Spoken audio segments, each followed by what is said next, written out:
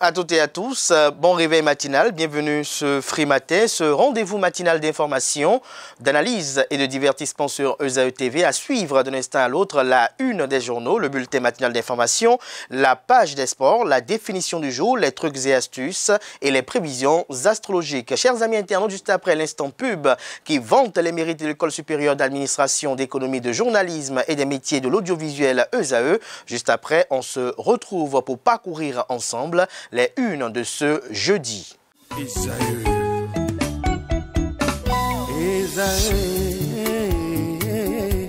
Vous recherchez une école de référence pour une double formation universitaire et professionnelle de qualité? Voici l'opportunité à ne pas rater. L'École supérieure d'administration, d'économie, de journalisme et des métiers de l'audiovisuel ESAE vous offre des programmes d'enseignement en licence et en master orientés vers l'emploi qui font d'elle une référence à travers les filières de l'administration générale et territoriale, l'administration du travail et de la sécurité sociale, droit, diplomatie et relations internationales, administration hospitalière, universitaire et intendance, journalisme et métiers de l'audiovisuel et toutes les filières des sciences de gestion. Une seule adresse, www.esae.bj. Rendez-vous dès maintenant sur nos campus ESAE Bedjromende au numéro 90 93 65 21 ou au numéro 98 98 14 00. Paracourt sur le numéro 52 46 12 12. Aboumé-Calavi au numéro 52 88 44 44. Akpata au numéro 52 88 33 33. ESAE, l'excellence à un nom.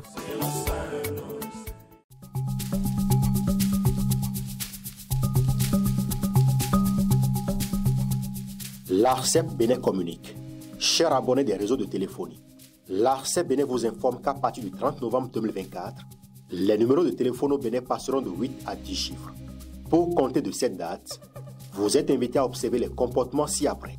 Pour tout usage, précédez de 01 le numéro habituel quel que soit le réseau. Mettre à jour les numéros associés à tous vos comptes sur les plateformes et tout support de communication. L'ARCEP Bénin vous rassure que ce changement n'entraîne aucun frais à payer par les abonnés. Vous pouvez mettre à jour automatiquement votre répertoire téléphonique à l'aide des applications gratuites disponibles en téléchargement sur les plateformes. Appelez gratuitement le 131 ou le service client de votre opérateur pour tout renseignement complémentaire. Bonjour à nouveau, chers amis internautes. Nous démarrons cette une des journaux comme il est de tradition sur ESAE TV par le quotidien Maison. Le quotidien béninois d'information générale et d'analyse, l'informateur, qui titre ce matin en manchette « Ministère de l'énergie, de l'eau et des mines, une commission d'enquête attendue ». En illustration, la photo du ministre de l'eau, de l'énergie et des mines, Paulin Akponan. Le Canard écrit qu'au regard des dénonciations gravissimes du ministre Paulin Akponan le week-end écoulé à Parakou, il va lieu pour l'honneur du régime en place, du mis en cause et même de l'accusateur qu'une commission d'enquête soit mise en place pour la vérité des faits, le pouvoir de Patrice Talon étant réputé pour sa lutte contre l'impunité. Retrouvez la suite de l'article du journal à la page 3 de sa livraison. Assemblée nationale, le président de l'institution Louis Béounou-Vlavonou reçoit les parlementaires chinois. On peut lire également à la une de l'informateur de ce matin, carnet noir, deuil à la force Coripo, un Bénin émergent FCBE. Paul Ronkpe pleure Salomon Ojo. Retrouvez des détails sur le parcours du cadre de la dite formation politique et membre du bureau politique dans les colonnes de la livraison de ce matin du journal. À l'oreille droite, le titre Journal École, pour convier les fidèles lecteurs à découvrir dans les colonnes de sa parution les productions journalistiques du jour des étudiants en formation sur les différents campus de l'ESAE, l'école supérieure d'administration, d'économie, de journalisme et des métiers de l'audiovisuel, ESAE qui est présente à Cotonou, Aboumé-Calavi et Parakou. La Nation ce matin manchette parle de diplomatie, Patrice Talon en visite au Brésil. Le Canard illustre son titre d'une photo des deux chefs d'État. Il écrit noir sur blanc que le chef de l'État l'État Patrice Talon est arrivé mardi 24 juin à Brasilia au Brésil pour une visite de travail. Ce déplacement du président de la République participe de la volonté de renforcer les relations entre son pays qu'est le Bénin et le Brésil qui ont plusieurs centres d'intérêt commun du fait de leur passé. Retrouvez l'article qui vous renseigne sur l'agenda du chef de l'État à la page 3 de la livraison. On lit à présent Fraternité. Patrice Talon, de nouveau chez Lula da Silva. Ici, le partenariat Bénin-Brésil à un niveau stratégique, économie, culture et mémoire partagée. L'article à retrouver à la page 4. Féminisme au Bénin, regard croisé de sachants et de population, à retrouver à travers un dossier que propose la rédaction de Fraternité à ses fidèles lecteurs aux pages 3 et 4. Origine de Womé, la mémoire d'un village oublié. Retrouvez des détails sur l'historique de ce quartier de la ville d'Abomey-Calavi dans les colonnes de la livraison de ce matin du journal. Matin libre ce matin avec un titre un peu atypique. Assemblée nationale, Armand Gansset s'ennuie. La rupture devrait plus l'occuper, notamment plus occuper davantage le député de la 23e circonscription électorale, estime le Canard. Retrouvez les fondements, pour ne pas dire les motivations de ce titre en manchette à la page 2 de sa livraison. On lit à présent la une de Le Béninois libéré. Déclaration du ministre de l'Énergie, de l'Eau et des Mines, Sam Seydou Adambi, sur Titirou, Okedama et Koroborou, j'y arrive, soutien total de Parakou à Akpona et Rachid Badamassi. Lire l'intégralité de leur déclaration dans les colonnes de la livraison de ce matin du journal. Le confrère de Le Potentiel ce matin manchette parle de développement de la première ville du Nord Bénin. Parakou, Paulin Akpona annonce une disponibilité 100% d'électricité et d'eau. Les quartiers Titirou, Okedama et Koroborou sur la liste prioritaire. Les populations exultent et saluent la méthode du président Patrice Talon. On peut lire également à la une de Le Potentiel de ce matin. Voyage du président de la République en Amérique du Sud. Patrice Talon entame une visite de travail au Brésil. Commune de Zé, jeté dans un WC de 10 mètres. Un nouveau-né sauvé de justesse. Le premier quotidien économique du Bénin, l'économiste ce matin manchette, parle de journalisme économique en Afrique de l'Ouest à Abidjan. La presse spécialisée se fédère pour accélérer l'intégration régionale. 146e session ordinaire du Conseil d'administration de la Banque Ouest Africaine de Développement BOAD. 13 nouvelles opérations approuvées pour 273 milliards 308 millions de francs CFA. Gasquiani Info ce matin manchette titre à l'approche des élections générales de 2026, le silence énigmatique de l'ancien président de la République Thomas Boni Yahi. L'emblème du jour à présent, gestion des finances publiques, premier trimestre 2025, recettes en hausse, dépenses maîtrisées. L'autre quotidien à présent, visite de travail du chef de l'État au Brésil, Lula da Silva et Patrice Talon inaugurent une nouvelle ère de coopération entre leurs deux pays. On lit à présent le quotidien Décryptage Info, enseignement professionnel. La Banque Ouest Africaine de Développement BOAD alloue 30 milliards de francs CFA pour 3 lycées au Bénin. Le Canard écrit que réuni en visioconférence pour sa 146e session ordinaire, notamment la Banque Ouest Africaine de Développement BOAD a approuvé 13 nouvelles opérations de montant total de 273 milliards 300 millions de francs CFA. Ce volume porté à 9 774 milliards 500 millions de francs CFA cumule des financements consentis par l'institution depuis 1976. Au Bénin, 30 milliards de francs CFA serviront à la construction et l'équipement de 3 lycées techniques à Cotonou, à Abomey-Calavi et Djakotomé. Diplomatie, le président Patrice Talon en séjour au Brésil nous apprend également le quotidien Décryptage Info. En boucle avec le Soleil Bénin Info, gestion des affaires au sommet de l'État, Talon Ouattara, la victoire du style. Ce qui préoccupe intrinsèquement les deux dirigeants est à lire à la page 3 de la livraison. Ce sera tout pour la présentation de quelques titres parus ce jour dans la presse locale. Merci de votre aimable attention.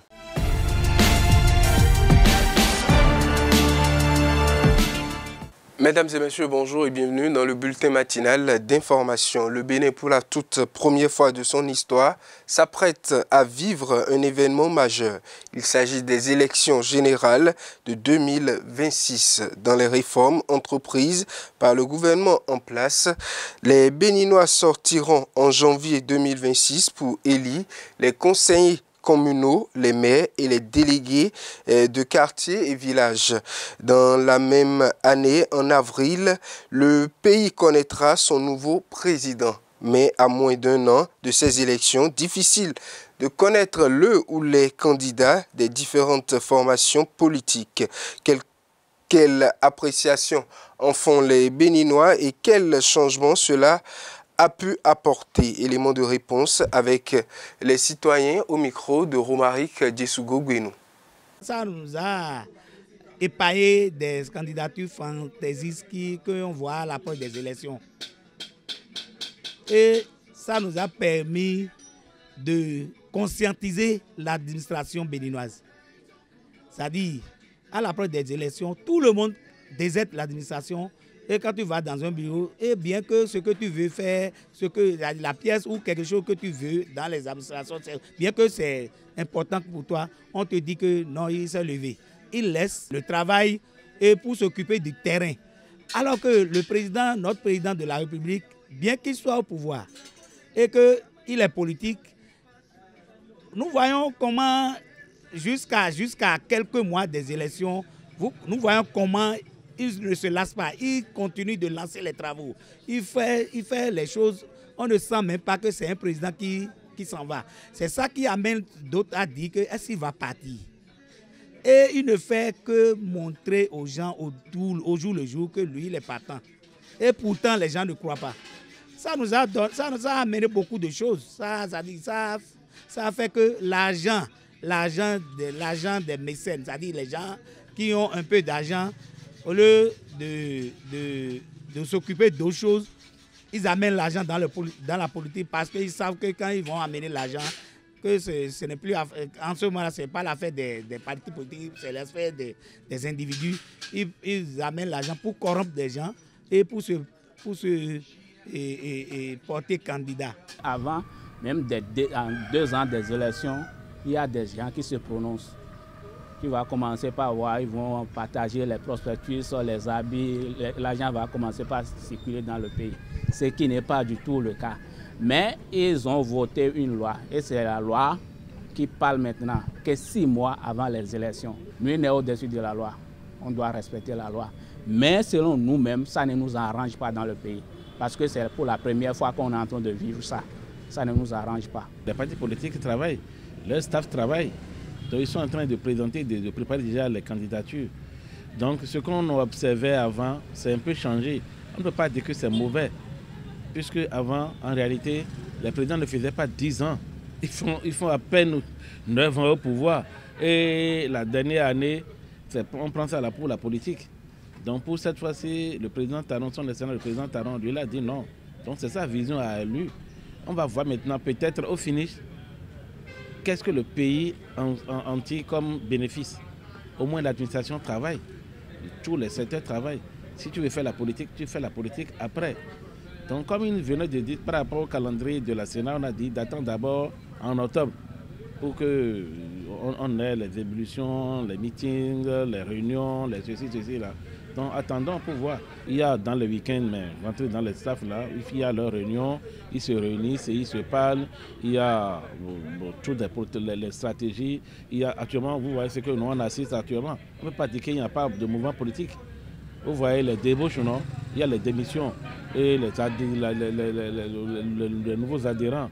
Donc vraiment au niveau politique, là, c'est seulement au niveau de la population qu'on ne sent pas l'effervescence ou bien le goût de se lancer dans la politique. Ce que nous souhaitons, c'est que beaucoup de gens vont se prononcer. Beaucoup de gens que nous allons les reconnaître. Savoir celui que nous voulons apporter, celui qui va nous diriger à partir de 2026. On va le connaître davantage. Et dans tout ça là, bon, tout le monde, hein, les enfants, les élèves, surtout nous sommes à la fin des rentrées maintenant. Il y a les tournois qui vont commencer. Ceux-là, ils vont commencer par circuler, organiser des tournois dans les villages. Ce qui n'est pas du tout le cas. Ça agit sur nous, les populations à la base. Ça agit sur nous. Aujourd'hui, il y a de nouveaux chantiers qui se lancent. C'est comme s'il veut finir les 10 ans résolument au pouvoir. Donc, on va lui concéder ça. Si c'est bon, prochainement, nous allons demander à son successeur aussi d'adopter de pareilles choses-là. Sinon, voilà qu'il y a aussi les élections générales. On ne peut pas dire chaque année, 2 ans, faire élection et ne pas travailler. Donc moi, je trouve que cette option, c'est bon. Maintenant, attendons octobre. Si en octobre, on ne nous permet pas pour encore aller se lancer là, ça deviendra autre chose. Là, on va voir que ce n'est plus alors le travail ou bien travailler qui interdit ça. Donc peut-être il y a d'autres intentions derrière. La proposition de loi spéciale portant amnistie continue de susciter maintes réactions au sein de la classe politique béninoise. Le mercredi 11 juin 2025, le groupe parlementaire Les Démocrates a invité à réexaminer la proposition de loi d'amnistie pour certaines personnalités politiques reçues par Abdelkader Achirou et Billy Gaël Laïbi sur l'émission L'invité du dimanche 22 juin 2025. Le député du parti politique Les Démocrates, l'honorable Midofi Antonin Honga, est revenu sur la proposition. On le suit dans cet élément. Vous savez, comme je vous l'avais dit, le parti Les Démocrates est un parti qui veut la paix. C'est un parti qui prône la paix. Et vous savez très bien que cette loi d'amnistie, c'est pour ramener les exilés, c'est pour que les prisonniers politiques, Rikiat Madougou, Joël Aïvo et autres sortent de la prison et contribuent réellement au développement de notre pays. Et aujourd'hui, je ne pense pas que un responsable de la nation, un député, un membre du gouvernement peut contredire cela. Un responsable de ce pays peut dire que cette loi ne favorise pas le développement, c'est-à-dire le bon vivre ensemble. C'est vrai que nous sommes en minorité et c'est pour cela que au niveau de la commission des lois, pas parce que je fais partie de la commission des lois, nous avons dit que cette loi est une proposition. Et nous demandons aux membres de l'Assemblée, aux députés, de faire en sorte que cette loi soit votée. On peut modifier des choses dedans. On peut l'améliorer, comme on le dit au Parlement. Une loi peut entrer en manche longue et sortir en manche courte. Donc aujourd'hui, nous n'exigeons rien. L'objectif, c'est qu'on trouve une formule pour que les exilés peuvent rentrer et que les prisonniers politiques peuvent sortir. C'est ce que nous les avons dit. Nous n'exigeons rien, nous n'avons rien exigé. Nous sommes allés même plus loin pour dire, vous pouvez vous-même, si vous êtes d'accord, introduire une autre loi dans ce sens-là. Dès que vous introduisez, vous pouvez l'amener en plénière. Et la commission des lois a étudié cette loi. Et quand vous prenez les députés de cette commission individuellement, lorsque nous échangeons entre nous, ils ne reprochent rien à cette loi. Mais la commission... Y compris le président de la commission des lois, Orden Aladati. Que pensez-vous d'ailleurs de sa dernière déclaration par rapport à votre proposition? Non, mais il n'a pas dit la vérité. Parce que les discussions dans la commission sont allées dans le sens où vous pouvez faire une proposition si vous n'êtes pas d'accord avec notre proposition. Maintenant, si vous les prenez un à un, ils sont d'accord pour l'amnistie. Mais ils disent que... Y compris Orden Aladati. Tous. Y compris Orden Aladati. Je dis, Orden Aladati ne peut pas dire devant la télévision, devant là pour dire qu'il n'est pas d'accord pour ça. Ce qui nous sont en train de nous reprocher, c'est qu'on n'a pas su négocier avant d'amener ça. Négocier avec qui? Avec eux, parce que c'est eux qui... Mais nous avons tenté la négociation. Ce qu'ils nous disent, c'est que ce n'est pas avec eux qu'on doit mener la négociation. Avec le président? Avec le président. Directement avec le président. Exactement. Mais vous connaissez la posture du président? Mais nous sommes à l'Assemblée. C'est nous qui votons les lois. Justement, et c'est une proposition vous de loi. Les lois, vous et nous, comme nous, vous savez très bien que le président Yahi Poni essayé de rencontrer le président de la République. Il lui a même demandé pardon d'appuyer cette proposition pour que l'amnistie soit concrétisée. Mais il a refusé. Il a refusé. Même il est allé plus loin pour dire le pardon peut être une faute. En visite à Parakou, le ministre conseiller Paulin Akpona a vivement critiqué la gestion du secteur de l'eau et de l'énergie sous le ministre Seydou Adambi. S'exprimant devant des habitants privés de ces services essentiels, il n'a pas hésité à qualifier Adambi et son entourage de siphonneurs de budget national en dénonçant une gabegie financière qui prive encore aujourd'hui de nombreux Béninois des résultats concrets promis depuis 2016. Un discours qui continue de susciter des commentaires. Au micro de Quentin Amoussou, ce mercredi 25 juin 2025, lors de la conférence de presse organisée par Bertin Corvi, membre de l'Union progressiste Le Renouveau, il est revenu notamment sur cette actualité qui bouge l'arène politique. Suivons ensemble. Je ne suis pas ici pour défendre le ministre Akpona, mais je voudrais que nous mettions les choses dans leur contexte. Le ministre Akpona est d'abord un auditeur. Et quand un président de la République change un ministre et il envoie un auditeur à peine 2 ans de la fin du mandat, et surtout un ministre qui a fait 7 ans au même poste, vous devez soupçonner que c'est pour faire de l'audit. Il n'y a pas de secret à cela. Donc certainement, le ministre Akpona a fait de l'audit. Est-ce que c'est à Boundarou qu'il fallait donner les résultats de son audit? Ça, c'est un autre débat. Et je le trouve, moi, je trouve que c'est un débat décalé. Ce n'est pas le lieu. Parce que le chant qui n'est pas doux ne s'entonne pas dans la maison de la belle-mère. Ce n'est pas là qu'il aurait fallu tenir un tel propos, même s'il peut avoir raison. Moi, je voudrais que vous reteniez ceci, que le ministre Akpona qui parlait n'était pas le ministre de la République, c'était l'auditeur. Et quand vous voyez effectivement qu'en plein Parakou, il n'y a pas d'électricité, qui ne serait pas choqué? Moi, je suis choqué.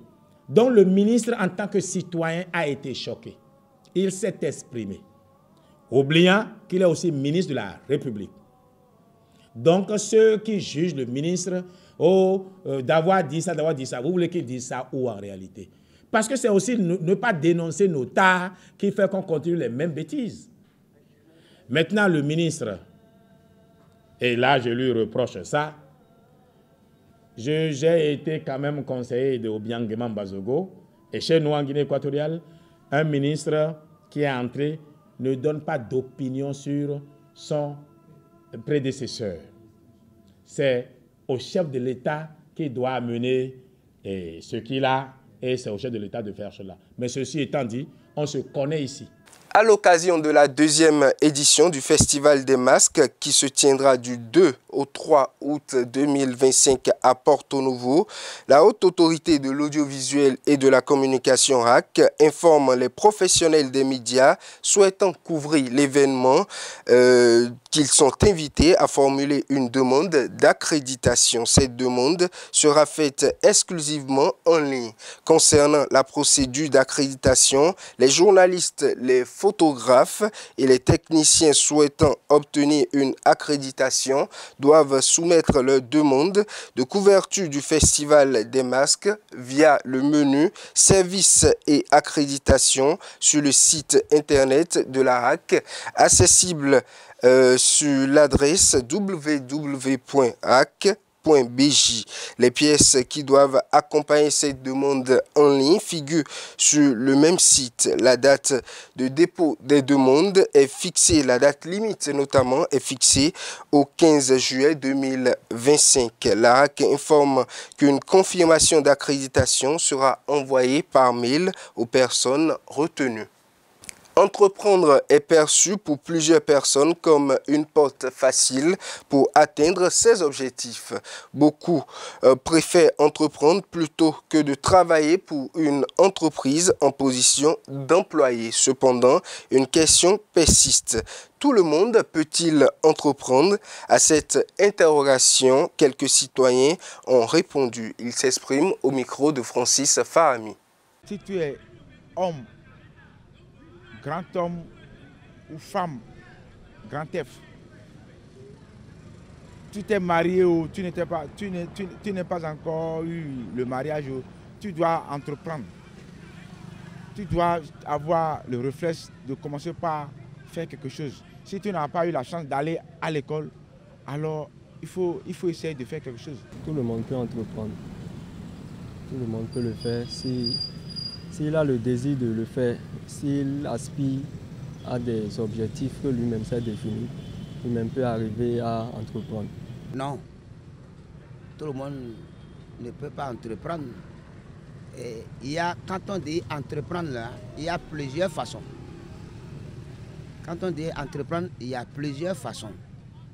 Est-ce que c'est l'entreprise à grande échelle ou c'est l'entreprise à petite échelle? Sinon, chaque citoyen, sinon chaque Béninois, chacun entreprend de sa manière. Tout le monde ne peut pas. Il y a des gens qui vont entreprendre, mais il y a des gens qui ne peuvent pas parce que on n'a pas la même philosophie, on n'a pas la même pensée. Parce qu'il y a des gens qui veulent travailler pour des gens, surtout pour les bourgeois. Il y a des gens qui veulent être indépendants de leur activité. On n'aime pas trop créer d'activités. On veut gagner de l'argent tout de suite, tout de suite. Sinon, entreprendre, c'est bon. Surtout dans l'agriculture, là, ça donne beaucoup. Hein. Dans l'agriculture, ça donne beaucoup. Dans le commerce aussi, ça dépend de ce que le secteur que tu veux faire. Sinon, dans le commerce aussi, c'est rentable. Mais l'agriculture, la terre ne mange jamais. Donc, entreprendre, c'est bon.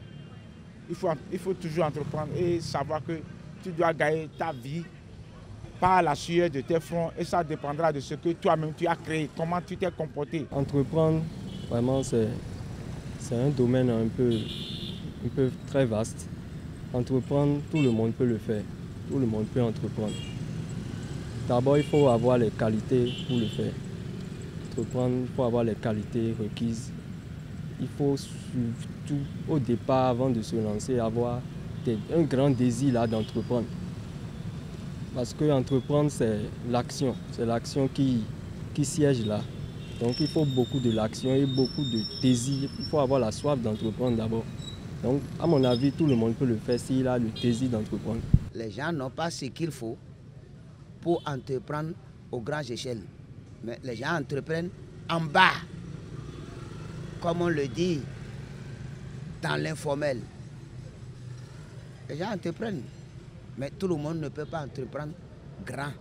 Dernière information, le président sénégalais Bassirou Diomaye Faye s'apprête à effectuer une visite d'État en Espagne au mois de juillet, soulignant une étape majeure de la consolidation du partenariat stratégique entre Dakar et Madrid. Ce déplacement s'inscrit dans la continuité d'une coopération renforcée déjà annoncée lors de l'accueil de Pedro Sanchez à Dakar en août 2024, à l'occasion de laquelle plusieurs accords cruciaux avaient été signés. On note également qu'au programme de son séjour en Europe, des rencontres de haut niveau avec des autorités espagnoles, président du gouvernement, ministre des Affaires étrangères, de l'agriculture, de la sécurité, afin de donner corps aux engagements pris auparavant en matière de migration circulaire, de coopération agricole, de formation technique et de lutte contre le crime international. Mesdames et messieurs, c'est tout pour l'actualité de ce matin.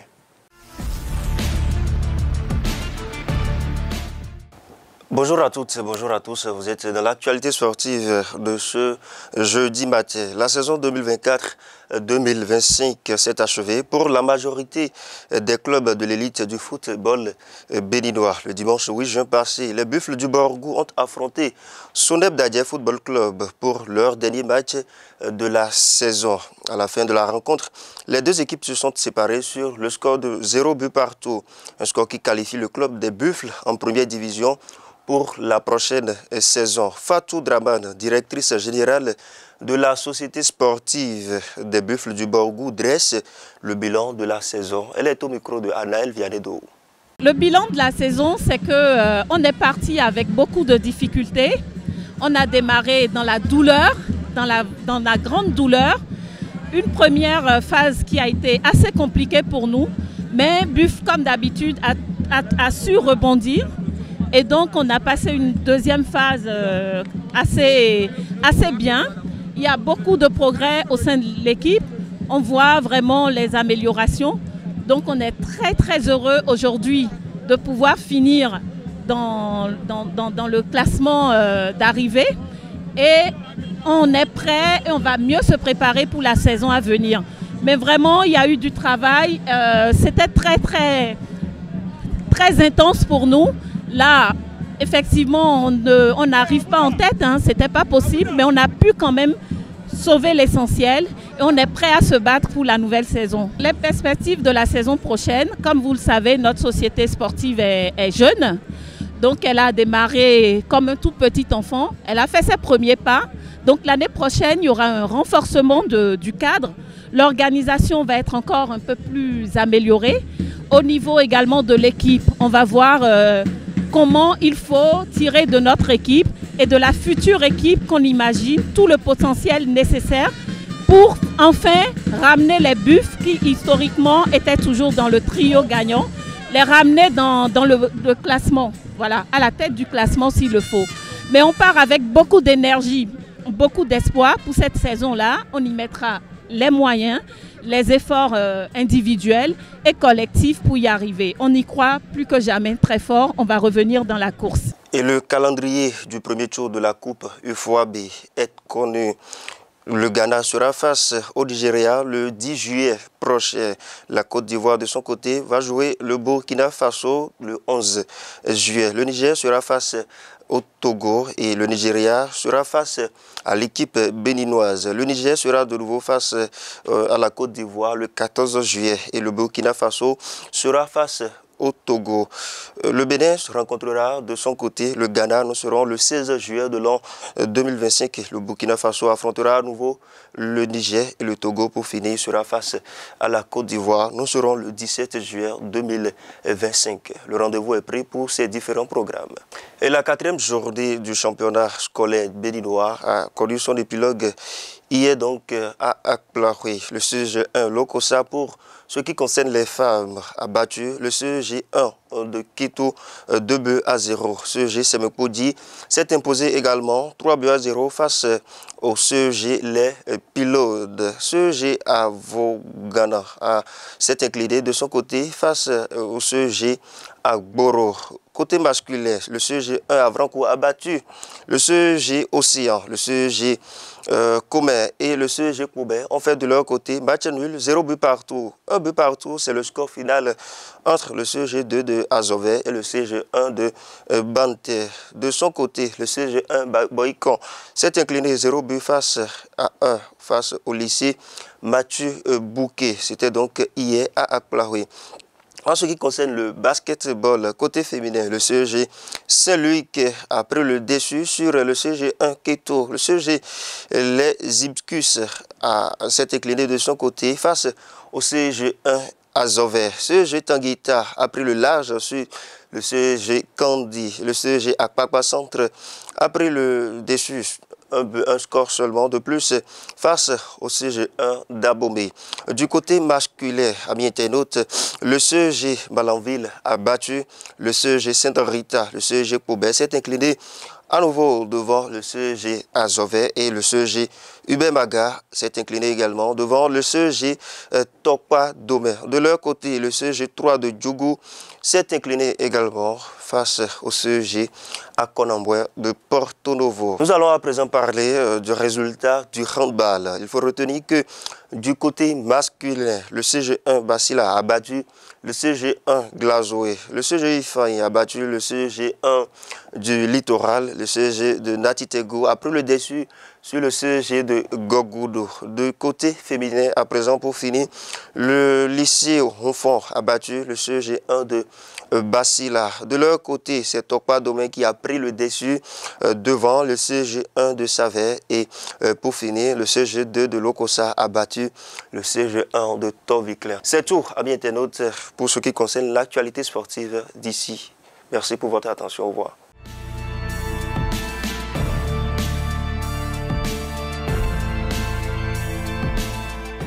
Bonjour amis internautes, bienvenue dans la définition du jour.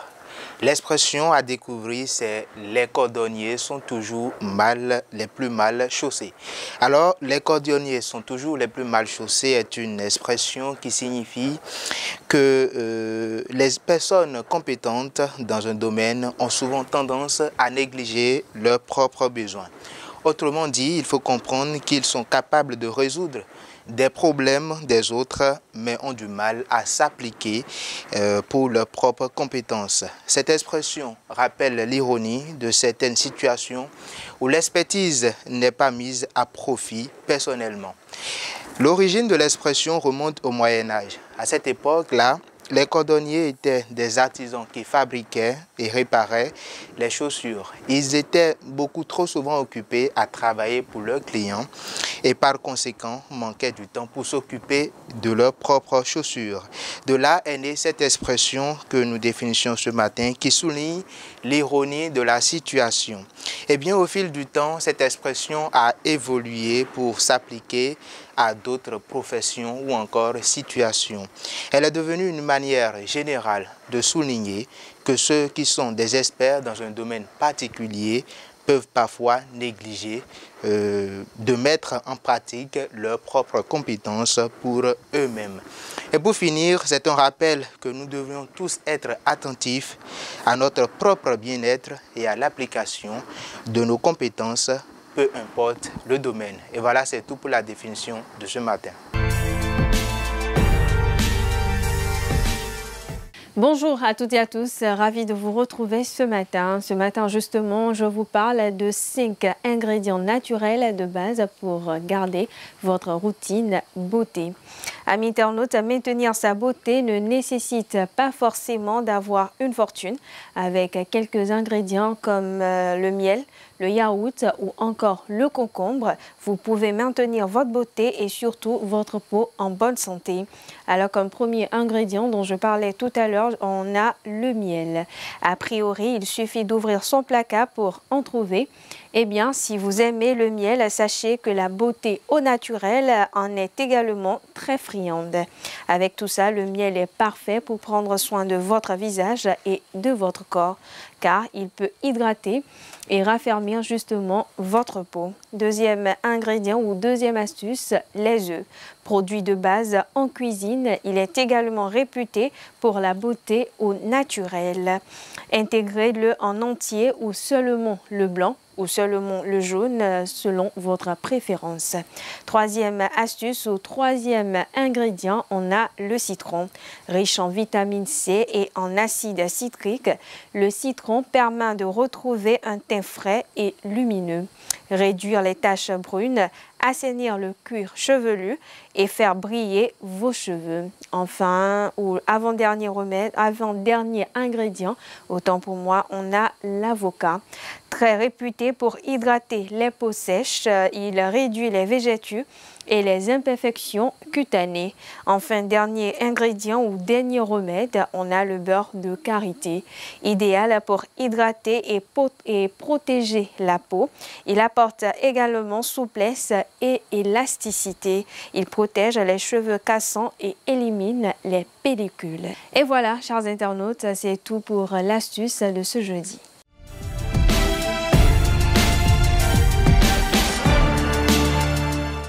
Amis de la rubrique Horoscope, bonjour et bienvenue sur votre rubrique du jour. Bélier, une journée intense placée sous le signe de l'affirmation vous attend. Avec Mars en harmonie avec Jupiter, vous allez bénéficier d'une force d'initiative impressionnante. Chez Taureau, votre créativité sera stimulée ce jour par Mercure. En outre, faites attention à une dépense non anticipée. Gémeaux, votre esprit vif est à l'honneur. Une communication bien menée peut débloquer une situation qui perdu depuis trop longtemps. Chers amis Cancer, c'est le moment d'exprimer ce que vous ressentez. Votre talent sera reconnu, surtout si vous œuvrez dans le soin ou la création. Amis Lion, cette journée vous place au cœur des attentions. Vous serez plus inspiré, mais aussi plus susceptible. Natif du signe Vierge, le ciel vous presse à prendre pas du recul pour mieux repartir un dossier en suspens depuis quelque temps demande rigueur et lucidité. Balance à présent, vous ferez preuve d'une diplomatie accrue ce jour. Néanmoins, ne vous attardez pas sur les on-dit. Cela risque de gâcher votre journée. Amis Scorpions, votre intensité naturelle sera amplifiée par les astres ce jeudi. Vous êtes en position de force, mais une stratégie discrète s'impose. Si vous êtes du signe Sagittaire, votre soif de nouveauté vous poussera à l'audace ce jour. Jupiter, votre planète Terre vous ouvrira de nouveaux horizons. Amis Capricorne, vous gardez le cap malgré un ciel exigeant. Avec le soleil opposé à votre signe, vous devrez composer avec les émotions plus présentes que d'habitude. Avant-dernier signe du zodiaque Verseau, l'opposition lunaire vous invite à lâcher prise. Votre sens de l'organisation et du travail bien fait est apprécié par votre entourage. Poisson, pour finir, votre intuition vous guidera ce jour à condition de l'écouter vraiment. Un projet artistique, éducatif ou spirituel peut avancer plus vite que prévu. Voilà, mes internautes, c'est tout pour le message des astres de ce jeudi matin. Je vous donne rendez-vous demain pour le même exercice. Chers amis internautes, voilà, ainsi prend fin Free Matin ce matin. Merci pour l'attention, portez-vous bien. Belle suite de programmes sur ESAE TV. À demain, par la grâce et la volonté divine, sans occulter celle des hommes.